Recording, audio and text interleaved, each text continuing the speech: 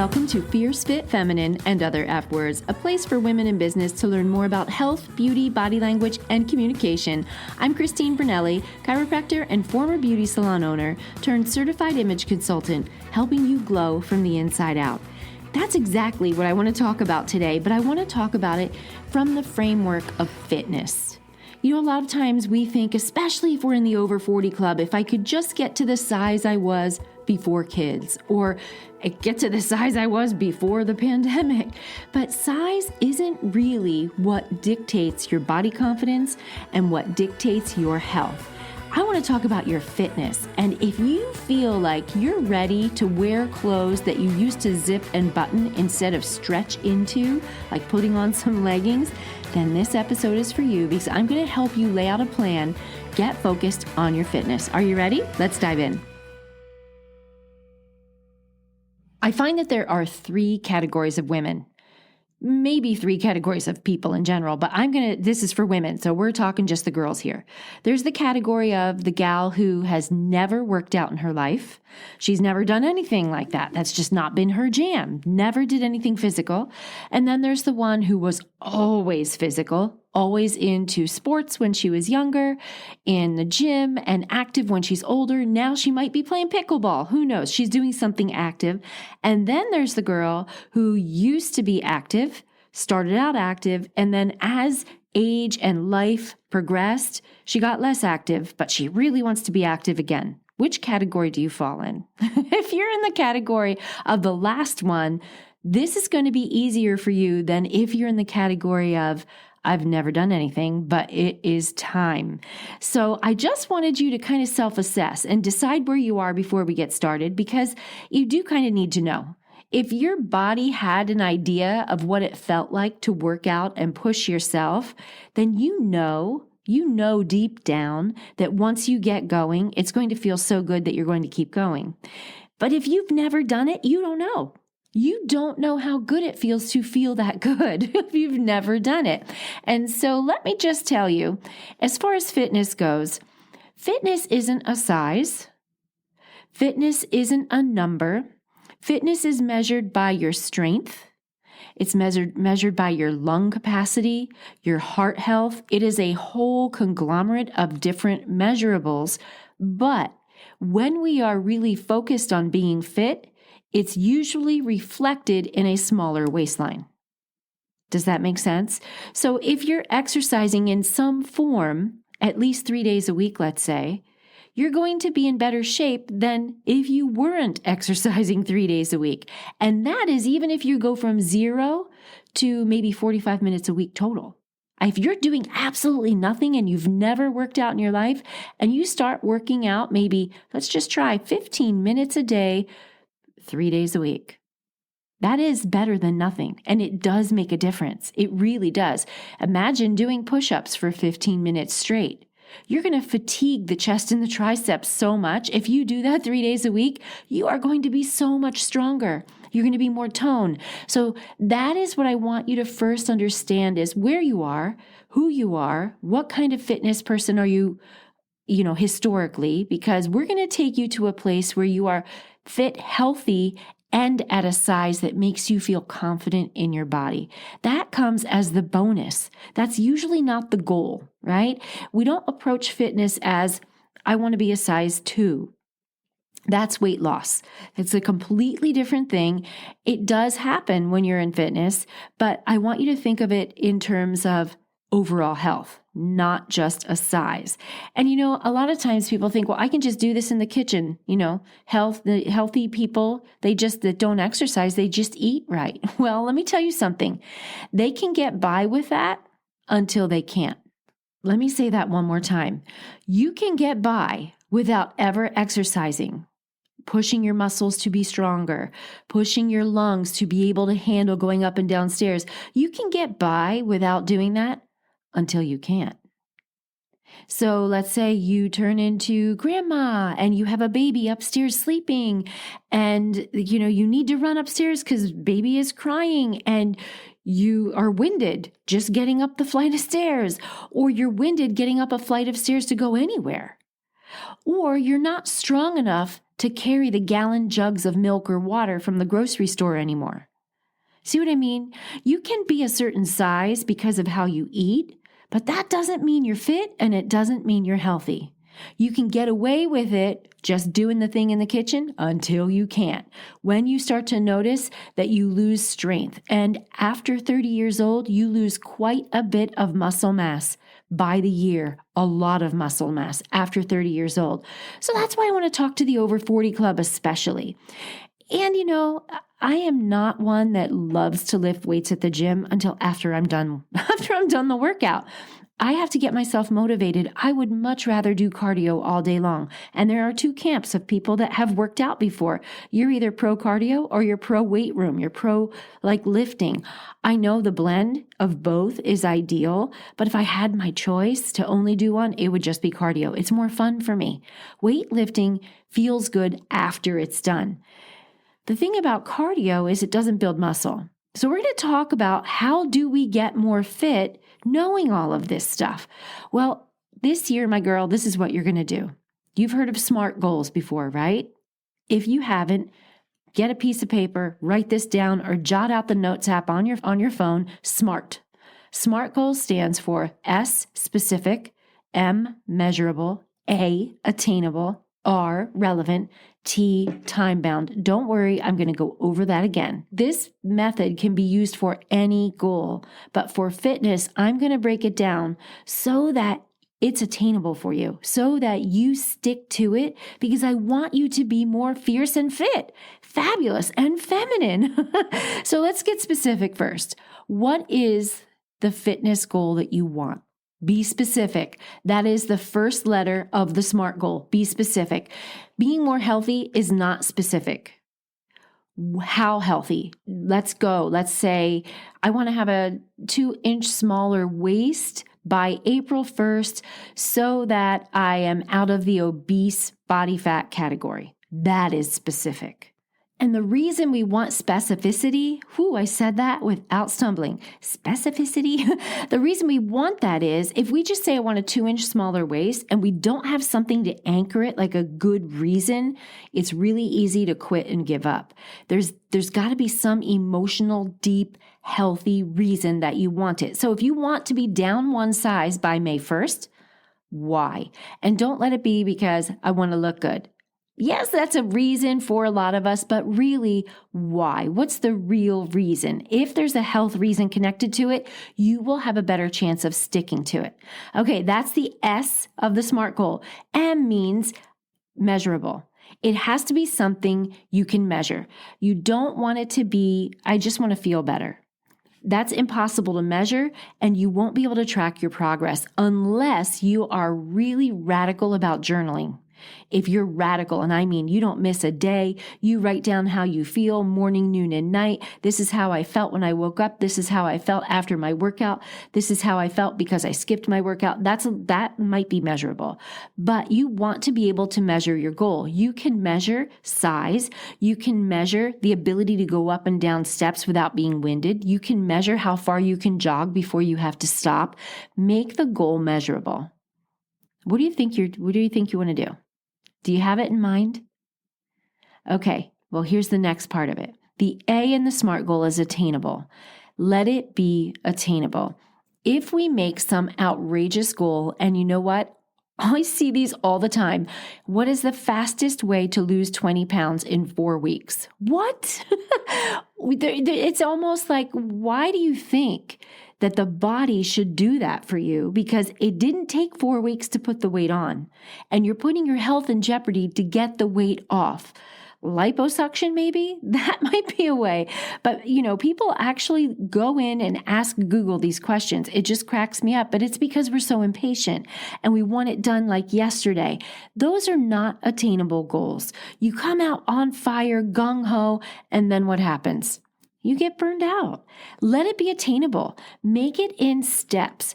Put a calendar out. Look at it and go, okay, this week, These are the days I'm going to do whatever I'm going to do and for the workout. And this next week, I have this on my schedule. Ooh, I'm not going to be able to work out on that day. I'm going to have to work around this birthday party or this dinner or this meeting, and make it so that it is attainable with your lifestyle, with your career, with your family, whatever you have going on.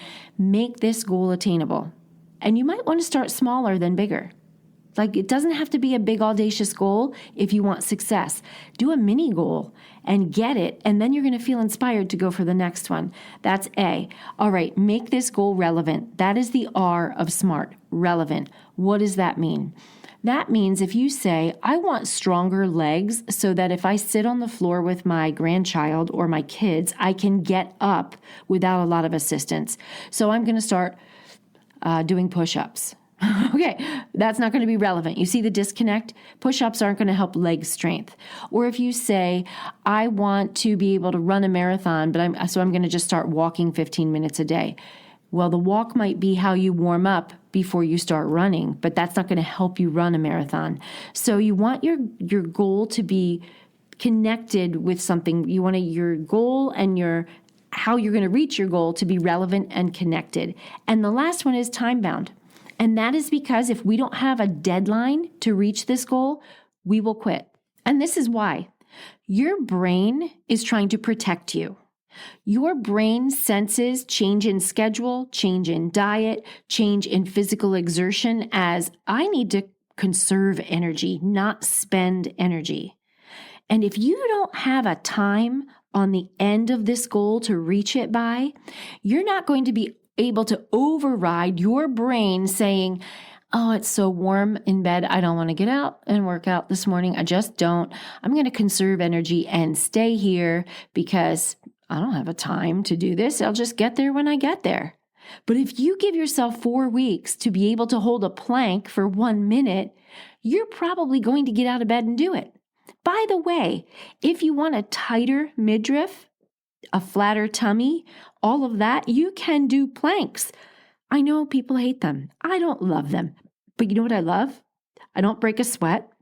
I can do them in 1 minute or less. And if I just do 5 planks, that in one day, a set of 5, and the goal is to try to hold it for a minute, but maybe if I can't do a minute, I'll set the timer for 20 seconds on my phone. I can do 5 of those, and I'm done working on planks before I go to work without sweating in less than 5 minutes. So that is a SMART goal. You want to set it first. You want to think about it before you just go gung-ho out and throw yourself into the gym like everybody that's there right now. I work in a gym. The parking lot and the classes and the weight room are packed. I'm recording this episode in January, so if you're listening to it at a different season of the year, then you will see that it may not be packed. I can tell you from experience, I've been working in a gym over 35 years. Over 35 years, it's insane. And this is the pattern. Gung-ho in January, tapers off by March, dead by April. It's true. It's just the way it goes. March is when everything starts to get a lot less. And then by April, empty. And people blame it on the weather. It's nice out. They're working out outside. But, I don't see all those people in the gym on the sidewalk either. I don't see them, in the parks using the outdoor, little pull-up bars and all that kind of stuff, or doing walking lunges, or, you just don't see it. That's an excuse people make. And I think it's time for us to get real and say, am I going to do this year? It's time. It is my time. It is your time. Why not? So use the SMART goal method. Get a goal that you can accomplish easily if you have to, so that you can do the next one. So what type of goal would you want? Think about that. Be specific. Make it measurable so that you can measure your progress along the way. Make it attainable. Make it the exercise to the goal, the fitness relevant. You're not going to run a marathon by doing push-ups, right? Make it relevant, make it connect, and then make it time-bound so you have a deadline. And here's something that you can do now, today, if you are one of those people that I mentioned in the beginning of the episode that never exercised ever, ever, ever in your life. Let's do 5-minute mornings. Every single morning, 5-minute morning. You wake up, and before you shower, if you shower in the mornings, before you shower, you are going to do a little warm up for 1 minute. And when I say a little warm up, like march in place, pump your arms, get the body moving, like make your body move. You can find something on YouTube to do it for free if you want to. But after that, just lunge your legs side to side, get them moving, get your arms overhead and stretch side to side. Maybe do a couple squats, then get on the floor and do a couple push-ups and then stretch and be done. Do that for week 1 every single day, not every other day, 5 minutes or less every single day. And you will start to feel better after you do it. You've got 5 minutes. Now, if you're a little more advanced and you've exercised before and you know the drill, you just, laid it down and now you're in that perimenopause. You're starting to see changes in your hormones. It is time. You want to get back in the groove. Instead of a 5-minute morning, let's make it a 15-minute morning for you. Because the 5-minute morning gang, they don't know that exercise feels good yet. They never did it before. You do know. You do, and you've got 15 minutes. So you can either make it a walk for 15 minutes, you can make it some type of calisthenics for 15 minutes, you can do a YouTube video for free for 15 minutes. Do something for 15 minutes. Now, these two methods, the 5-minute and 15-minute morning, are going to get you started. But when we want big change, let's say your goal might be, I don't want bat wings for triceps anymore. I want to have sleeveless shirts on and not be embarrassed by my floppy arms. So I want to get my arms toned. Maybe that's your goal. Okay. You can do that with push-ups, but and that's going to be hard if you haven't done them before. But if you want real change when it's muscle involved like that, you're going to have to do something challenging. We don't change and improve by doing things that are easy. I wish we could. I wish lifting my coffee cup in the morning did enough to work my biceps, but it doesn't, right? You have to challenge yourself. And what's funny is this is true in everything. Relationships don't grow when everything's going easy. Relationships grow when they manage adversity and they get on the other side, right? You manage a problem in your business, you overcome a challenge in your business, and you're a better business owner. Your business grows from it. We grow from challenges. We grow from adversity. Your body changes the same way. If you want to change your body composition, you're going to have to give it a little more challenge. It can't be easy. You can start easy with like 5-minute mornings or 15-minute mornings, but don't think that you're going to just kind of be flowy every single exercise that you do and get change. But I'm going to kind of contradict that a little bit. There are studies coming out, and I'm not completely contradicting it, but there are studies coming out that show that once a woman hits menopause, she needs to be careful how intense her exercises are if she works out multiple days a week. You can have 1 day of intense exercise, but 3 or 4 days of intense exercise, the body is registering cortisol as stress. And we already have higher cortisol in menopause. Cortisol leads to increased belly fat. So we want to go into more yoga and Pilates and walking and like easier, longer workouts when we're in menopause. But that doesn't mean that we don't do something with weight resistance. I'm not saying we get out of the whole, we got to challenge ourselves. I'm just saying that we don't have to go hard for the whole week. We don't have to kill ourselves where we used to in our 20s be able to be in a no pain, no gain mindset. We used to have that, right? If you're over 40, you know what I'm talking about. We used to say it all the time. But that doesn't apply. Once you're 45 and over, that's not true. That's definitely anti-progress when you hit menopause. You need to have some intensity and you need to have weight resistance so that you can keep the muscles strong and growing, bones strong, but you don't want to do it a lot during the week. You want to pepper it with yoga and Pilates and walks and stretching, some people even do Tai Chi, right? So find something that your body loves and enjoys that's not painful and balance it with things that are challenging, and you're going to see a change in your body. You will. And by the way, I'm doing this with you. I am on my own fitness journey right now, and my goal is my daughter's wedding. Actually, her wedding is May of 2024, but my goal is April 1st. So I've shortened and tightened up my time for how I want to reach it, but I'm doing it with you. And what I'm doing is trying to force myself to do it in the mornings. I've been saying this for a year on this podcast. I've been saying I want to work out in the morning and I want to be done, get showered, do my hair. But my body doesn't want to get up and exercise in the morning. It is a battle. I would much rather do it at 5 or 6 at night. A lot of you listening might say, oh my gosh, not me. I'm having dinner and I'm ready for bed by 8:30. That's not me. I'm a night owl. But you need to find what works for you. Whenever you exercise, don't even look at the stuff that people say, it's better for you if you do it in the morning, or it's better for you if you do it this time of day. You know what's better for you? The time that you stick with. That's what's better for you. If you're going from 0 to movement, or you're going from very inconsistent to movement, don't pigeonhole yourself into a time. Find the time that works for you. When you're ready to fine tune it, when you're humming along and you reach your first fitness goal and your second fitness goal, and you want to start biohacking the body, there are studies that say if you work out in the morning, you're going to burn more calories during the day. But if you're consistent during the week and mixing it up so that your body can't guess what's coming next, you're going to be burning calories, revving that metabolism and keeping the body burning calories all week long. It's not going to matter.